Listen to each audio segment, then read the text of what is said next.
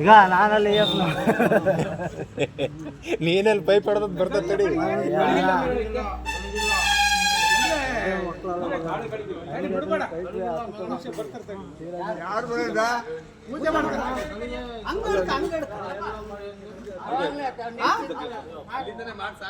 ಅಲ್ಲ ಅಲ್ಲಿ ನಿಂತ್ಕೊಂಡು ಪೂಜೆ ಮಾಡವ ನೀನು.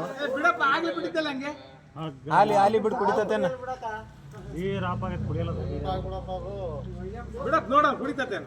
ಈಗ ಪೂಜೆ ಆದ್ಮೇಲೆ ಅದು ಕುಡಿಲಿ ಬಿಡ್ಲಿ ಪೂಜೆ ಮಾಡಿ ಹೋಗಮ್ಮ ನೀನು.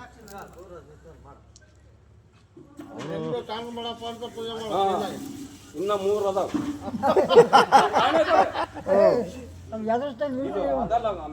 ಅಲ್ಲೇ ವೆಲ್ಡ್ ಅದಾವಲ್ಲ ಅವಲ್ಲ